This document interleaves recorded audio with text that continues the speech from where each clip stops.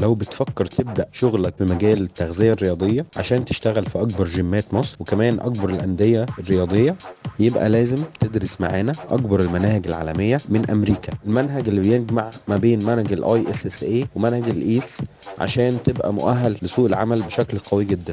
هنبدأ معاك من الصفر بأساسيات التغذية وإزاي الكارب والفات والبروتين بيستخدموا لتحسين الأداء الرياضي. كمان هندرس إزاي تحدد نوع الجسم اللي قدامك، وهل هو عنده دهون زياده ولا عنده عضلات قليله، وازاي تقرا الانبادي بشكل محترف عشان تفصله للكلاينت وتعرف الفيتنس ليفل بتاعه، معدل الهارت ريت بتاعه والهارت ريت زونز بتاعته. بعد كده هنعلمك ازاي تعمل دايت محترف لكل نوع من انواع الرياضه. كمان هناخد ايه قبل التمرين وايه وجبات بعد التمرين عشان تحسن الاداء الرياضي، وايه الحاجات اللي ممكن تاخدها اثناء التمرين. بعد كده هنخش على الفيتنس اند بيرفورمانس نيوتريشن عشان تعرف ازاي احسن اداء الرياضي كل رياضه عشان لو هو بيفكر يخش بطوله. وهناخد امثله لرياضتين من اهم الرياضات اللي موجوده زي رياضه السباحه ورياضه البودي بيلدينج. بعد كده ندخل على المكملات وازاي تحسن الاداء الرياضي بالمكملات وتحسن عمليه الاستشفاء والريكفري بالمكملات، والمكملات اللي بتستخدم قبل التمرين او اثناء التمرين او حتى بعد التمرين.